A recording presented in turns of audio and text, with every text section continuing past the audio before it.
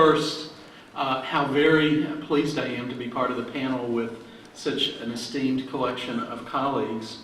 As you read and listen to our definitions, I suspect that you will see a number of areas of convergence in our thinking and perhaps some areas of disagreement or difference that reflects what part of the elephant we have touched. When Steve asked me to be a part of the panel, I actually laughed because the thought that came to my mind is that I was much more prepared to give a definition of hypnosis 30 years ago when I began practice than I am today. The clinical experience that I've had, the theory and research which has emerged over those years, has produced a great deal of information, but in some ways less certainty for me. When I came into hypnosis, we had just finished an era when there was a great deal of research attempting to discover what is the critical variable which defines hypnosis. And while there had been lots of studies that suggested that hypnosis was essentially relaxation, or hypnosis was essentially dissociation, or hypnosis was essentially transference, or hypnosis was essentially a change in information processing, efforts to replicate each of these studies ran into difficulty. I think that because of that research, what I have come to, and I believe what many in the field have come to, is the idea that hypnosis is a complex phenomenon which is an interaction effect. And I mean an interaction effect both in the sense that there are a number of variables which interact in producing the state of hypnosis, as well as, obviously, that hypnosis derives from an interaction between someone who is being hypnotized and someone who is doing the hypnosis most typically. For me, the notion of interaction is critical because it helps me understand why my patients through the years have described hypnosis somewhat differentially. Some of my patients will tell me after they've been hypnotized and I ask them what they experienced about the profound sense of relaxation, or a sense of floating out of their bodies, or a sense of an altered time. Others will talk about an intense sense of connection and a real emotional feeling of attachment that can be either highly idealized or sometimes remarkably devaluing in its essence. And I have tried to make sense of that through the years by thinking that much as each of you might describe differently the scenery that you witnessed as you traveled from your home to here in Anaheim, based on where you came from and how you traveled, our patients and our subjects in hypnosis describe somewhat differently their experience as a function of who they are, a function of what sort of history they bring, a function of their personality organization, a function of their motivation, a function of the interpersonal relationship which forms the crucible for the hypnotic experience. For me, there is consistently a change in the way in which people experience, make sense of their experience, and give meaning to it. For me, hypnosis is therefore an altered state of consciousness. And I've tried in my definition to capture this notion of complexity, this notion of interaction, and this notion that there are individual differences across a range of classic hypnotic phenomena, which vary as a function of personality structure and history and developmental level and motivation and so forth. So the relatively succinct definition to which I have arrived is the one that you see printed and that I'd like to read for you. For me, hypnosis is an altered state of consciousness, which typically involves changes in neurophysiology, phenomenology, and behavior. It results from a complex interaction of several core variables, such as attentional shifts, relaxation, dissociation, and changes in information processing, which interact differentially in different individuals, producing an array of trance-related experience. These patterns of trance involvement and trance experience vary as a function of personality style, stability and maturity, previous experience, motivation, and relationship factors. They differentially potentiate specific hypnotic phenomena and responsiveness. Some regression in ego functions and increased empathic attunement are typical. Because I am a psychoanalyst by training and because I approach hypnosis from a kind of ego psychology object relations point of view, the notion of regression in functioning and the relational crucible are very important to me. And in recent years, as I have written about, I think what has become increasingly compelling is the idea that it is the relationship which contains and shapes hypnosis. And for me, the idea of increased empathic attunement has become increasingly focal and critical. Thank you, Elvin. I was sitting here thinking that I might start with Shakespeare. One of his quotes is, "An honest tale speeds best plainly told." And if we take a look at this list, you know, I think that Montgomery here has the corner on the market in terms of being succinct. Of course, there's another sort of unfortunate sort of quote from Shakespeare. I think this one's from Taming of the Shrew. And it comes in handy in conversation at cocktail parties, so I'm really giving you a helpful tip. It's, there's small choice in rotten apples. I found that helpful at times, because that's a predicament that I'm sometimes in. Really, I think what I probably bring to the mix here is, in terms of definition, is the notion that the importance of defining and distinguishing, actually, hypnosis as procedure and hypnosis as product.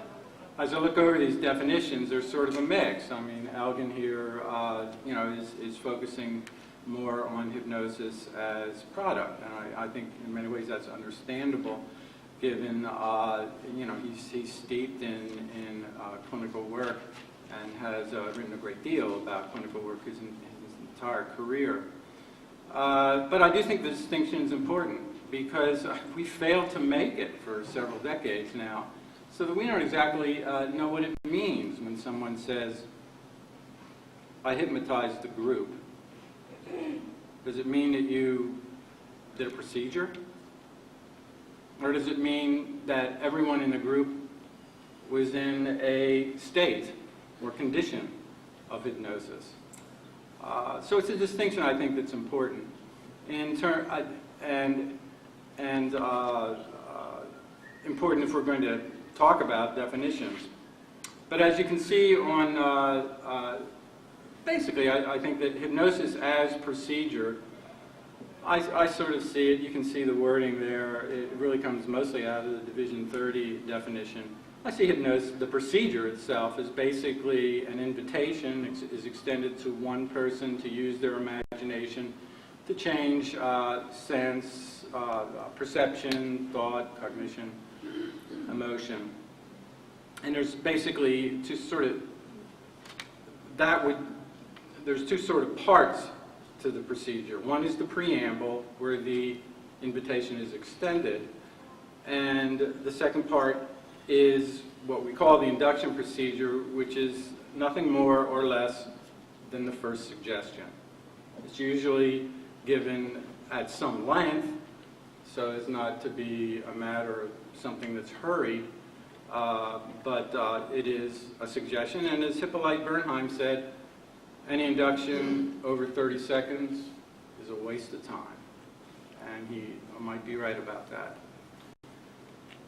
Beyond that, you know, if in terms of a definition of hypnosis as product, my definition is exactly what you'd expect it to be. Since I'm psychoanalytic, I define it as a topographic regression, and that it involves changes in thought, changes in emotion, changes in the experience of the body, and shifts in how relationship is experienced. This too emerges not only from my research work, but also my clinical work with patients, and seems to be a a good guide to how I use hypnosis in working with patients in the clinic. Thanks. Thank you. Thank you very much. Karen, since we seem to be going in that direction.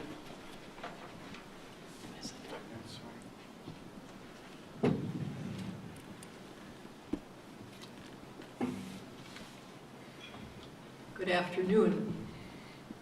I must say I had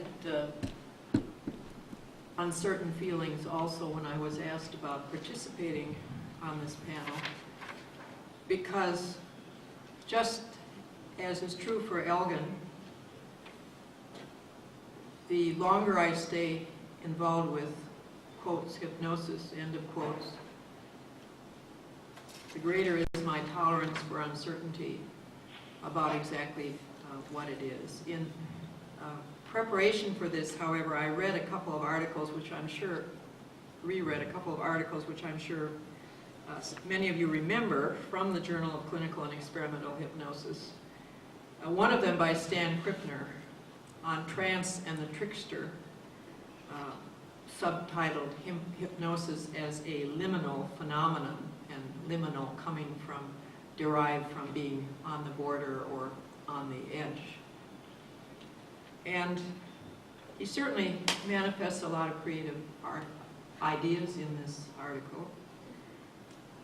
He includes a number of definitions, including the Division 30 definition, which focuses a great deal on imagination as part of the definition of hypnosis. And I'm not sure who came up with that definition. I suppose that was also a committee job, right?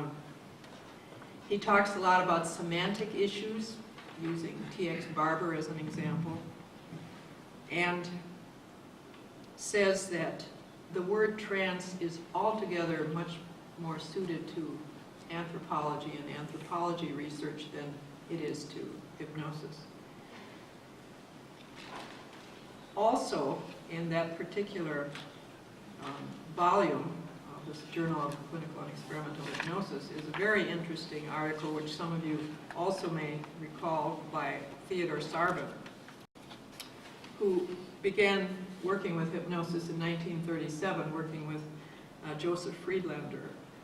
And he describes some of their experiments, and I'd just like to mention one of them, which was an experiment to determine if the gastric contractions associated with hunger could be diminished through a hypnotic induction, and specifically if whether or not those gastric contractions were diminished related to hypnotizability. And of course they did the study and they found there seemed to be a direct correlation, and then later they went back to the experimental notebooks and found, lo and behold, the subjects who diminished the contractions when asked to imagine a meal were the ones who were also smacking their lips, making chewing motions, doing all the things that we might guess would trigger saliva and would trigger, from a physiologic point of view, the diminishment of the gastric contractions. So he also emphasizes that one should think in terms of imagining, not imagination. Sarban did not like the term imagination as relates to hypnosis, and finally concluded that the word should be always surrounded by quotation marks.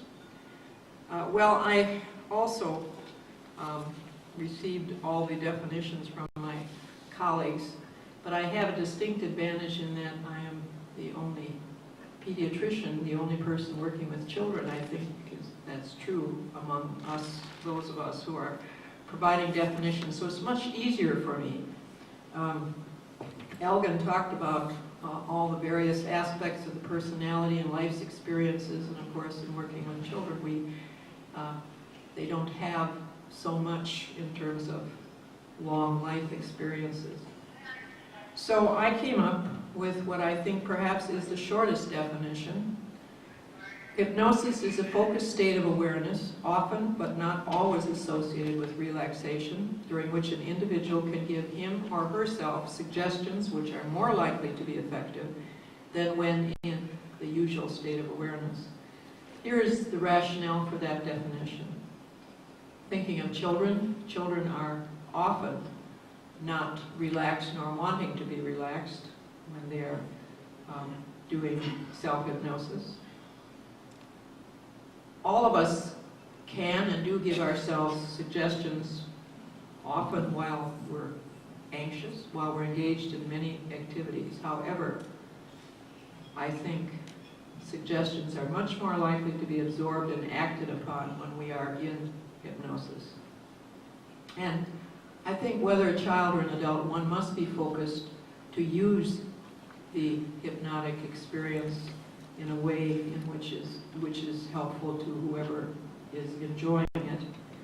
Induction methods encourage the learner to focus, to ignore outside distractions, and often to concentrate on something special, hence my definition. And I did notice that it seems to me it ends up being quite similar to the last sentence of David Spiegel's definition.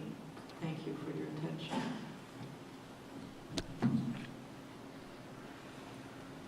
Thank you. I would like Guy to go next. And you want to keep that microphone a little ways from you because it's picking up. We do have a little PowerPoint from I just couldn't help myself. there are PowerPoint addicts all throughout the society. Let me start off by saying that I was really, well, I guess first I dissociated when Steve asked me, but after that I was really honored that Steve asked me to sit on such a distinguished panel. You know, these guys literally have written the books in hypnosis, and it's quite an honor. I'm going to add in the caveat that often in life, and in my experience, I kind of find myself going my own way. And so I guess I wasn't going to let that stop me now. So here we go. I'd like to talk to you about my definition of hypnosis. For those that don't know me, my name is Guy Montgomery. Also, I am the federally mandated representative of the sociocognitive perspective for this panel. And so it's going to be a little different story. So please, next slide. So after Steve gave me this assignment, I, of course, immediately started Googling and in preparation. So what is a definition? You know, what are we talking about? And a definition of a definition, you can Google it up, and this one came up, a concise explanation of the meaning of a word or a phrase or a symbol. That seemed to work for me. It seemed to fit. And so I started thinking, well, what are my goals for this definition? You know, Steve, one of the things he mentioned was we want something that everyone can accept, that everyone can work with, and that can also, my goal was promote the field. We want to be out there and spreading the word about hypnosis. Jimmy Holland at Memorial Sloan Kettering used that phrase about psycho-oncology for years very effectively. But that's what I wanted to do, spread the word. So I wanted my definition to be a description of what was done. I wanted it to be concise, so it could get picked up by, like, you know, dictionary.com or something, and replace some of the scary and misleading things that are out there. Next, I wanted it to be consumer accessible. I wanted people that could potentially be our clients, our colleagues, to be able to understand what we're talking about, and again, not scare them off. And then I also wanted it to be non-divisive within the field. That was an important goal for me, because I think together we have much more to offer and in promoting the aspect of hypnosis that we love. And so, and lastly, I said, well, again, you know, at my computer starting to hit Google like mad, what else is out there? How are other things, psychotherapeutic techniques or approaches, defined? And so I put up a definition here from CBT, and you just focus on the beginning part. It's a structured psychotherapeutic method. Or we could look at something as different from CBT as we can get, something like psychoanalysis. And that one is a technical procedure for investigating yada, yada, yada, you know, borrowing from Seinfeld. And so I thought, well, maybe we should style and use that as a framework for my definition. And you guys can read it up there. This is kind of what I came up with. Obviously, it includes aspects of definitions that have been written before. This is not completely an original work, but this is kind of captures my thinking, and I won't read it to you, you all can read. But I will go over the 3 important points that I underlined up there. First, it's an agreement between the patient or client and the hypnotist. And I thought that was a very important aspect because it has the strong implication that the patient or client is consenting to the procedure, that they're part of it, that it works for them. Second, I thought was a critical feature is that it's psychotherapeutic, that the primary function or goal is to help people, and that's why we're doing it. And thirdly, I think something that we can all agree on is that suggestions, and that we're making suggestions to the patient or client. And you can see I put up there perception, cognition. You've seen something similar to that last part before in many places. And so going back to the goals, I think it's descriptive of what's done in a concise manner. I think, there we go. Okay, and it's consumer accessible. I think consumers can understand it. I think the hardest word in there is psychotherapeutic. Go back to your word oranges, break it down. Most people figure out that it's something psychological that's supposed to help me. It's not scary, and clients, again, the agreement part I think is critical, and that people have to agree to be part of this. And that it's not something that we can done to them to make them cluck like a chicken, sing like Madonna, etc., but rather they're part of the process. And then lastly, I think it's non-divisive within the field. You may notice there's a lot of things omitted. I personally, in coming up with this, well, what do I think are important components to a hypnotic intervention? Well, I think expectancy setting, social roles, things like that. But I purposely know that would be clearly divisive, and I didn't think it had a place in there.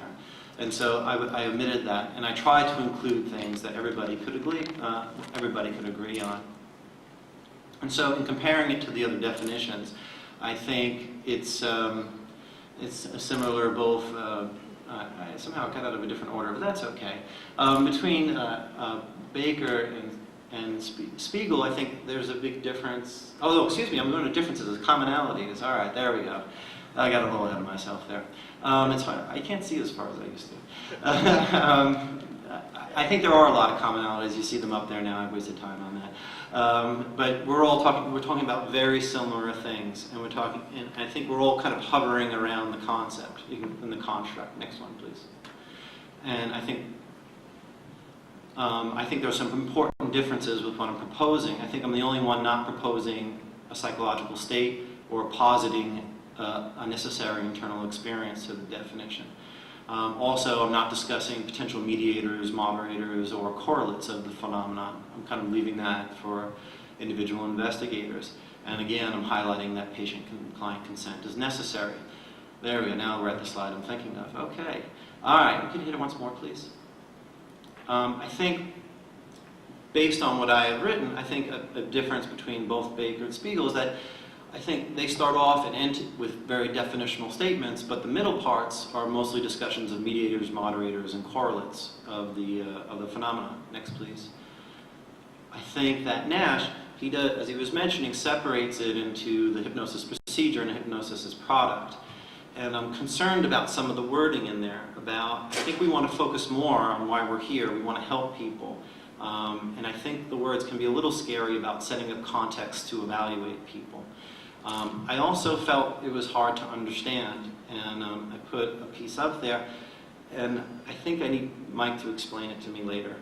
Contained topographic regression, I don't know. And so I think that's a very hard consumer thing to get across, and I think in the promotion of the field, I think that's an important aspect of the definition. And that may just be my limitation. Next, please. With Dr. Olness, I felt it's really a definition of self-hypnosis. And I think that's a very important aspect. And I think self-hypnosis is critical and interesting, but I also think it's a separate topic. And I think it deserves its own definition, but I felt the task at hand was to stay on point and describe hypnosis.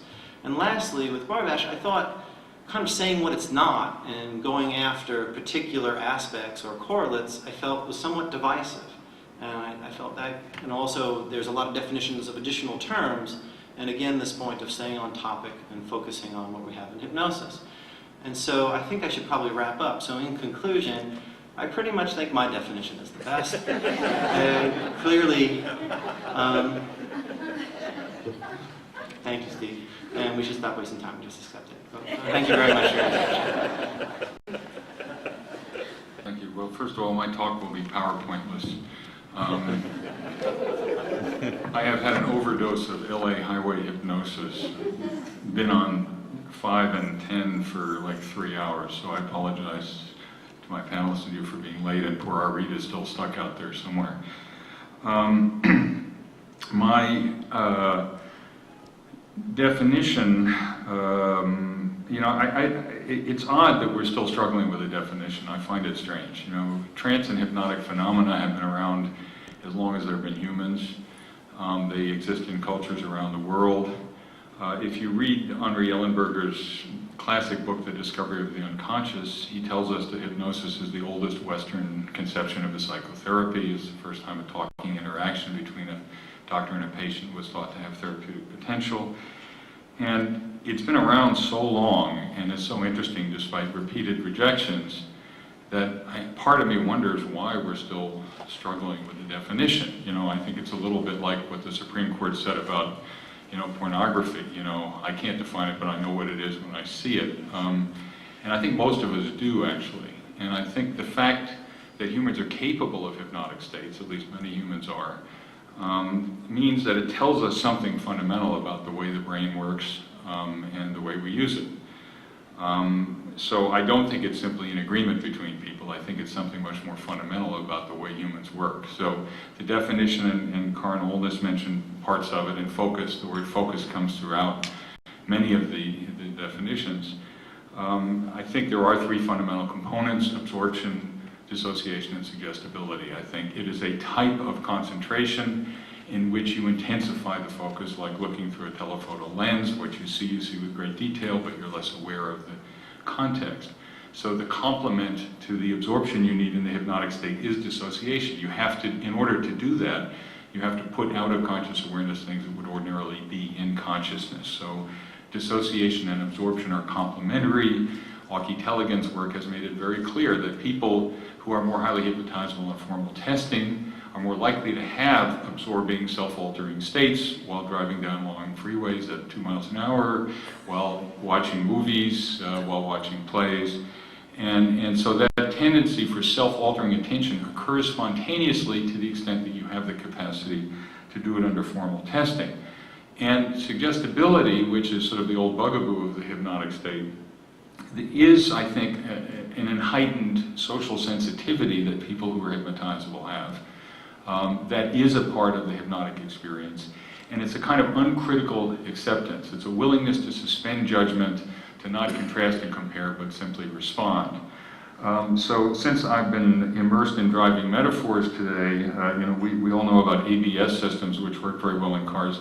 I think this is our ADS system, our anti-lock dissociation system, that protects us in times of stress. And very often you see hypnotic and hypnotic-like states occurring.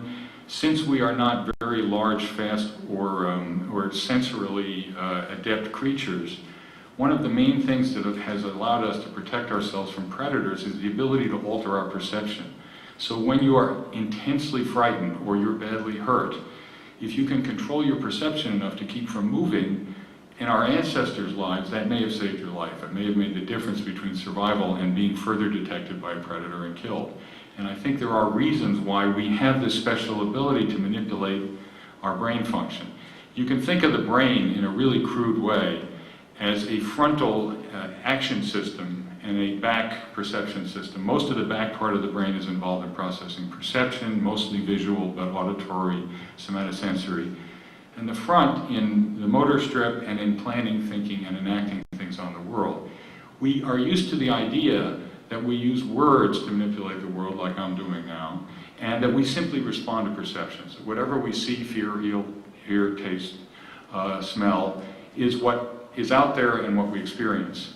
I think in hypnosis we invert that we respond to words relatively automatically and we manipulate perceptions. So we can see things differently, feel things differently, reduce pain, alter perception of social experiences. And that ability to use action on perception rather than action on the world, I think is a big part of the power of hypnosis. And I think it's one of the most interesting aspects of it, and we're learning more and more about the neurophysiology of it. So I hate to disagree with my colleague to my left, with Guy, but I think hypnosis is much more, it's more fundamental than therapy. And you know, the idea that hypnosis is part of a therapeutic agreement, it's sometimes used that way, certainly, but it's a little bit like saying that opiates work or benzodiazepines work just because there's an agreement that they work, when in fact it's because there are endogenous opiate receptors and GABA receptors in the brain, and we've discovered drugs that can activate those receptors. In the same way that our brains are structured to enter into these highly focused states, and we then sometimes employ that for the purpose of facilitating psychotherapy, which it can do. It can be used for a lot of other things, and it happens spontaneously if you have the capacity to do it. I think the trait of hypnotic capacity, hypnotizability, is another very important concept that often is overlooked in the social definitions of hypnosis because it is inconvenient, but it's a very important part of the overall hypnotic experience. So I think the key elements are absorption, dissociation, and suggestibility. And I think it's a natural state that we use sometimes for good, and sometimes happens spontaneously for good, and sometimes happens for people's disadvantage. And so with that, I will stop. Thank you. Since I was the first to present my definition, let me say a couple of things in reaction to the other definitions that you've heard. I have much in common with what many people had to say, but as probably you would guess, I have the least in common with Guy's definition of hypnosis for some of the reasons that David has mentioned. And I want to just remark on two things. First of all, as I suspect all of you know, hypnosis is not just a therapeutic modality, it's also a research modality. I actually, when I was in training and thinking about becoming a psychoanalyst, growing up in an environment where psychoanalysis was very suspicious and skeptical about hypnosis, never thought that I would employ it therapeutically. But I thought it was a fascinating research modality to gain access to understanding something about unconscious processes and perception and mind-body interactions. So obviously there is a very rich literature where there isn't necessarily a psychotherapeutic focus for the way in which hypnosis is employed. It's employed simply as a way to find out something about why people behave in a particular way. The other thing that I would want to sort of take issue with is this notion of agreement.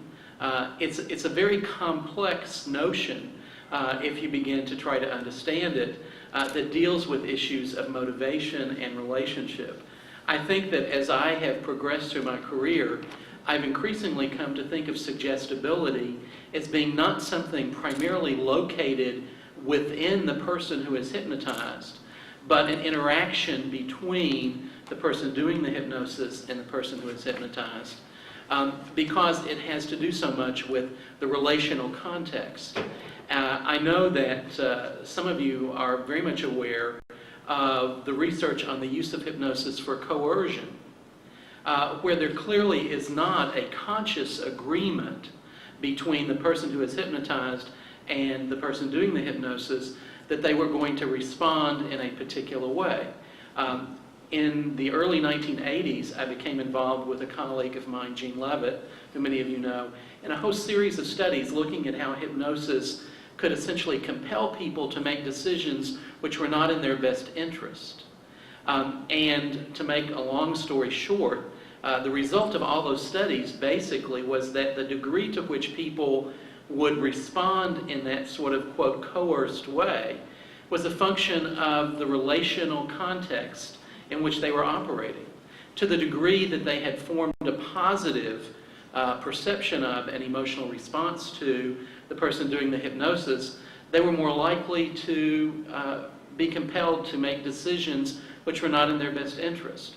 Or for another subset, to the degree to which they had a negative reaction to the person who was trying to get them to resist those suggestions, they were less likely to resist them. So the affective valence within that relationship was a very powerful one, but not necessarily one that had to do with conscious or social agreement, but much more to do oftentimes with the kind of affective valence which was established as a function of the relational interaction.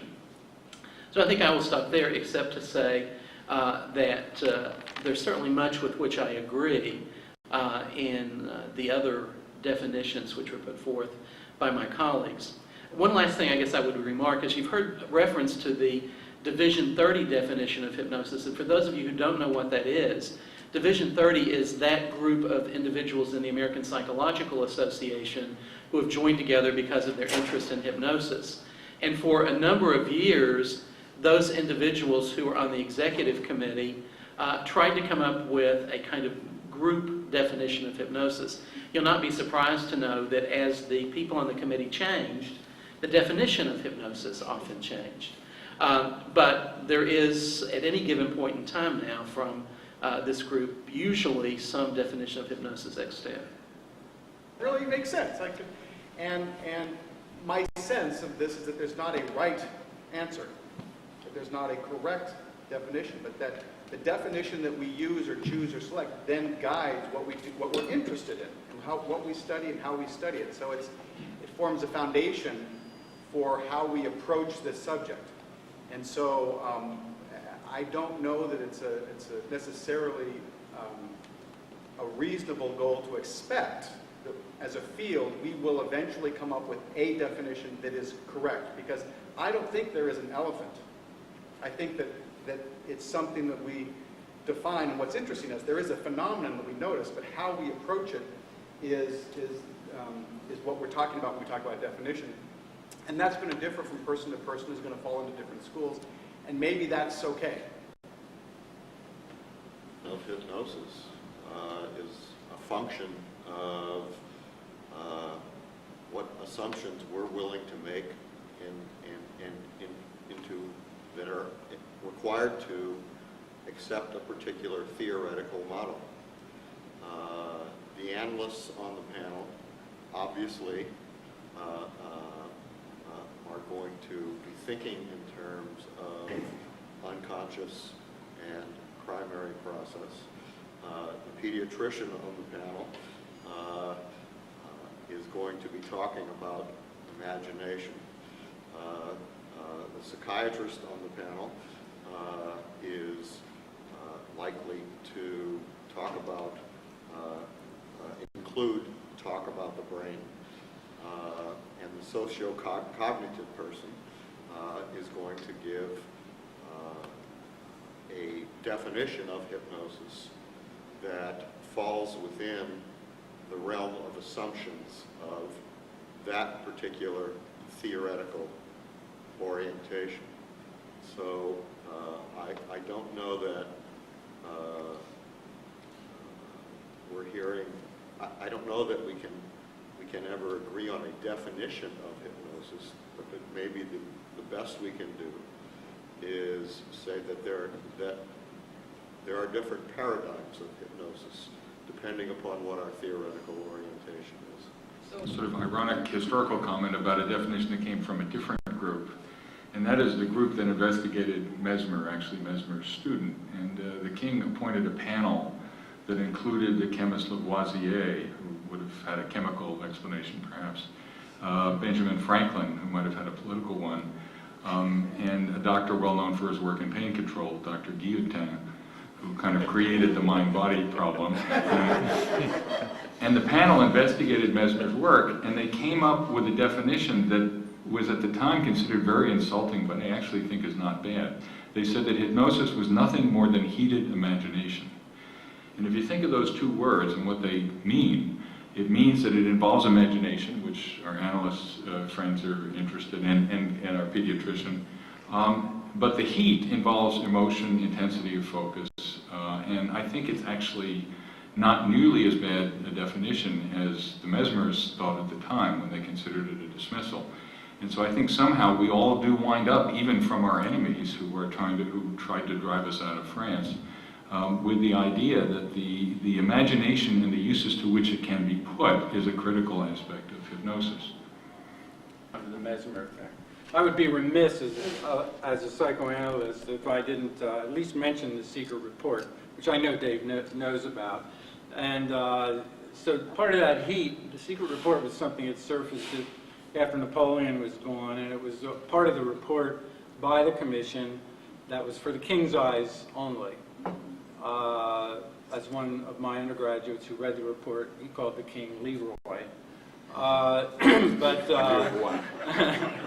And he asked me who that was. I said, Leroy?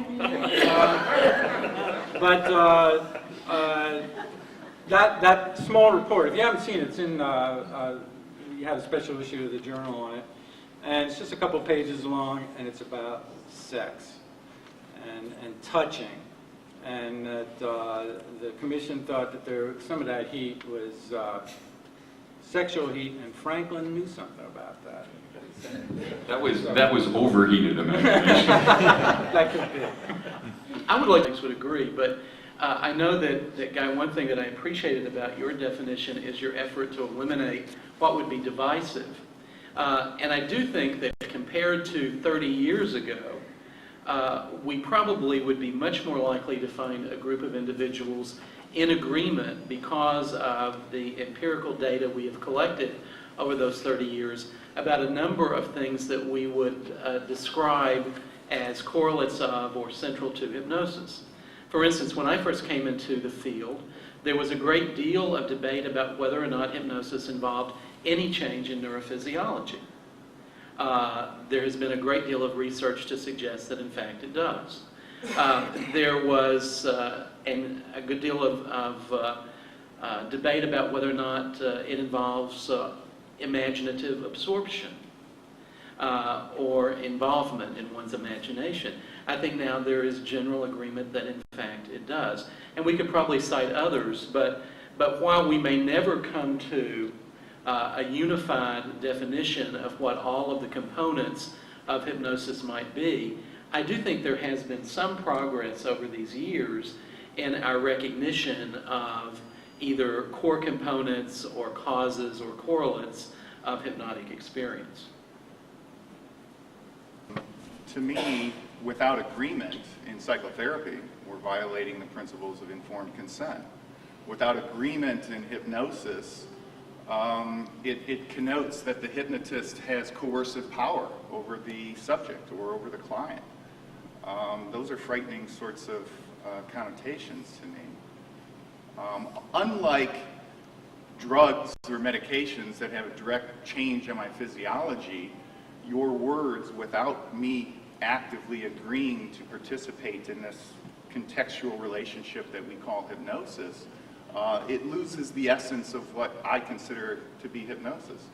So I think agreement is a key part of the process, of the dynamics.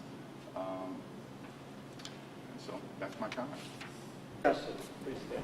Sure. I just wanted to comment on the difficulty of perhaps having a unified definition. I just want to go back to hard science, the notion of a range of convenience for theories in hard science. When you take physics and you're attempting to explain light, there's a particle theory and a wave theory. Both explain different phenomena of light. And in both for a long period, I'm not up on current physics, were held with high regard. But they both explain different phenomena of a very hard science. And hypnosis is certainly a much tougher area to tackle than light theory. And I actually, if I want to give a good definition of what light is, I'm afraid I would struggle with that. I think people turn to the theories, but I'm not sure that we're ever going to come up with a unified theory about, one thing that can globally capture all the theories that go in explaining hypnosis in one that's very easy to explain. And I'm not sure that really helps out here, but that was just my reaction as I was listening to this. My main problem was really with the very humorous but problematic definition which you provided, Guy Montgomery. The problem was that I think it's almost disingenuous because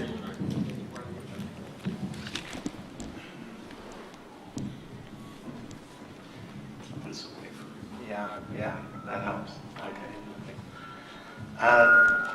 The problem is that if I replace hypnosis with other words in your definition, such as psychotherapy, it still fits. In other words, you've said nothing about hypnosis. It may be that you believe that there is no such thing as hypnosis, which is a legitimate position, but then why bother defining it? I think it should be said clearly. On the other hand, when you do accept hypnosis, then I think the question in defining, you were right to get to ask what a definition of a definition is. It's not only to say what the thing is, it's also to say what it's not and where the boundary is. And here the question with the other definitions that remains is hypnosis different from meditation, from guided imagery, from a trance, or is it just another word? This is a question of academic interest. I know where I come from, there's actually a law against providing hypnosis unless you're accredited as a hypnotist by the Ministry of Health. So this suddenly becomes a question: are you allowed to do guided imagery? Are you allowed to do meditation? There was a stage hypnotist who was actually brought to trial for doing what he did. Then the question of boundaries becomes a very important issue here. Yeah, was it easy being an outsider growing up? No. It's, I've been saving up my comments. I'll try to take them in order. First, I'm just really happy Elgin thought something I wrote was complex. That is so cool. Thank you. After that, I think everything's complex. It's part of being an analyst. I think that I was listening to his description, and he was talking about being in the context and the roles, but then the roles weren't conscious, and that's where he lost me in the end, that the behavior wasn't conscious. And then using hypnosis, I think we can still refer to hypnosis as a psychotherapeutic technique, the same way we can refer to CBT as a psychological approach or psychoanalysis, and we can study it under research protocol in order to understand how it works, who it works best for, what are the mechanisms. But it doesn't mean it's still not, the why of it. So Elgin mentioned that it's for understanding behavior. Well, we're using it to understand behavior, but that means we have some goal in mind for maybe changing behavior, and we could think about behavior therapy and horrible examples in the past of psychologists and psychiatrists using behavioral approaches to manipulate other people. Now we still call it behavior therapy. Or behavior modification, and the ultimate goal is still to help people, but it doesn't, even though it's misused, it doesn't mean that it's less of a therapy. Secondly, Dave was talking about the brain, and I sort of have one and like it a lot, but it's. I'm glad you told me. Thank you. But it's. I was kind of puzzled when everyone said, well, 30 years ago, we were, hoping we'd find a brain correlate of hypnosis. And I was like, well, there has to be. I mean, when I'm talking to you, something's happening in my